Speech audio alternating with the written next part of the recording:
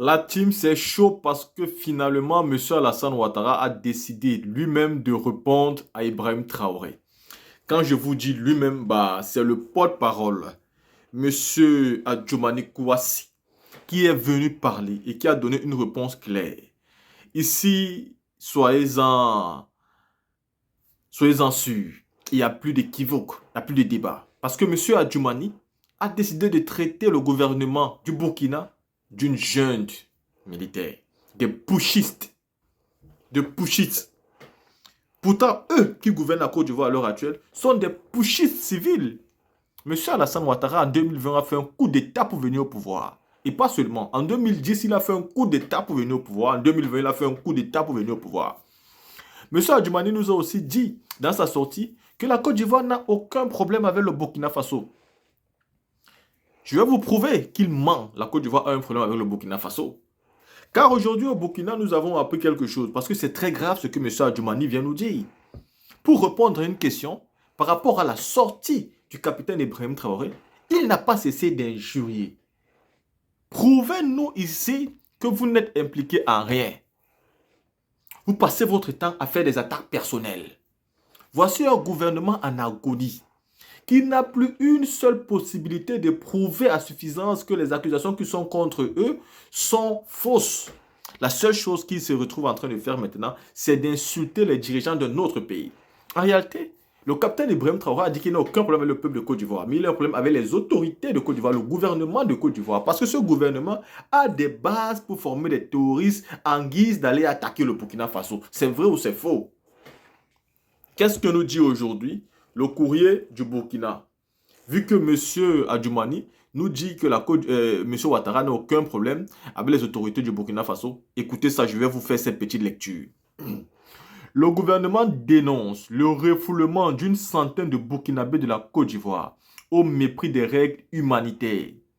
Le ministre d'État, porte-parole du gouvernement, Jean-Emmanuel Ouedraogo, a indiqué que le Conseil a pris connaissance de la situation de 173 Burkinabés refoulés de Côte d'Ivoire au mépris des règles humanitaires et a accueilli le 16 juillet à Yendéré, à la frontière. Ces 173 personnes sont d'une même communauté et constituées en majorité de femmes et d'enfants.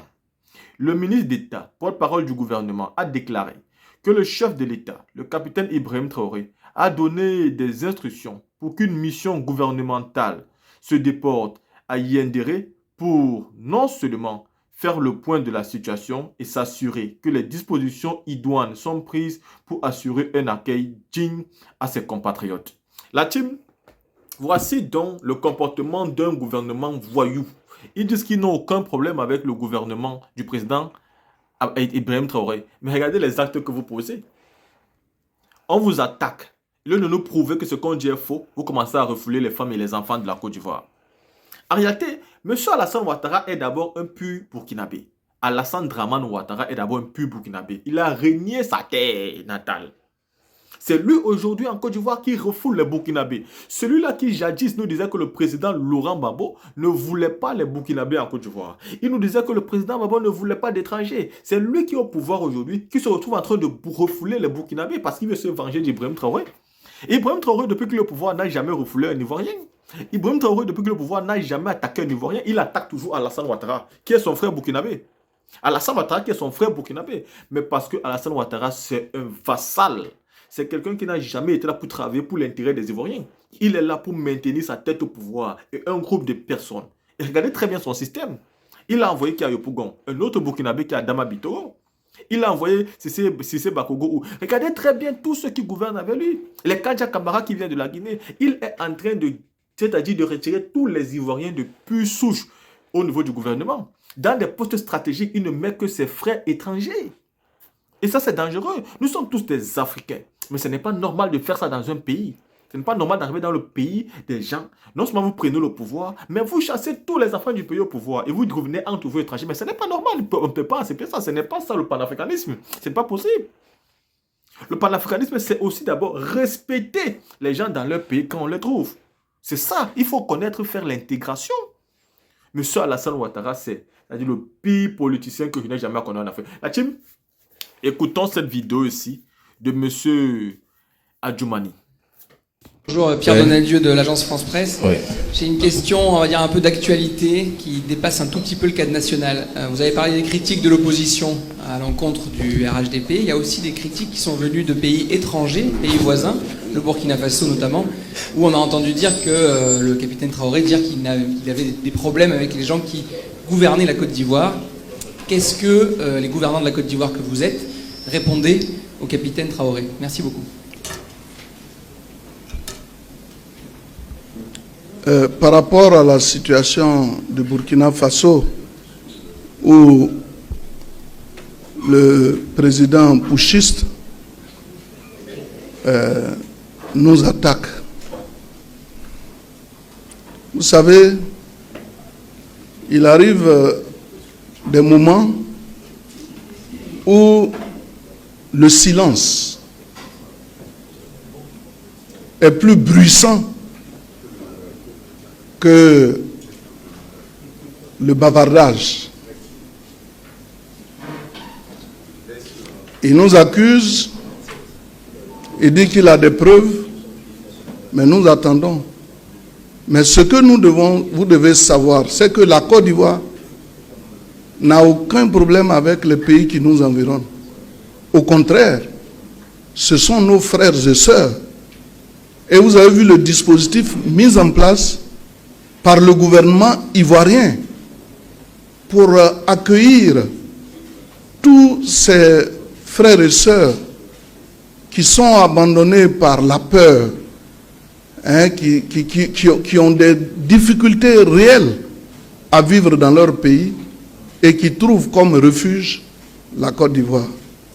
Nous sommes un pays de paix, un pays d'hospitalité. La terre promise, où tous ceux qui se sentent persécutés dans leur pays peuvent venir se reposer. Nous n'allons pas, je ne dirais pas répondre au coup de pied de l'âne, comme le diraient certaines personnes, mais nous pensons qu'aujourd'hui, nous devons prier pour que le Burkina Faso sorte des difficultés qu'il connaît. Et nous n'allons pas donc ici soulever la polémique, parce que vous voyez souvent, on dit le bourreau, quand il voit un couteau, il commence à trembler. Il n'aime pas que derrière lui se trouve le couteau. Encore que nous, on n'a pas de couteau derrière lui.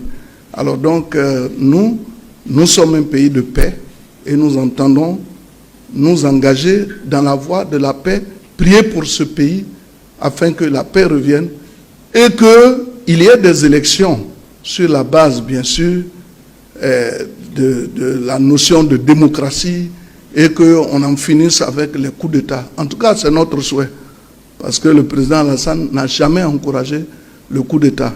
Quiconque pense que quand il fait un coup d'État, que le président Alassane Ouattara va se mettre derrière pour le soutenir, il se trompe. Parce que le président Alassane Ouattara est un homme de la démocratie. Il a été élu démocratiquement et il entend s'engager dans cette voie. Donc nous préférons répondre à cette question par le silence qui est plus assourdissant que toute autre forme de réponse. Merci beaucoup.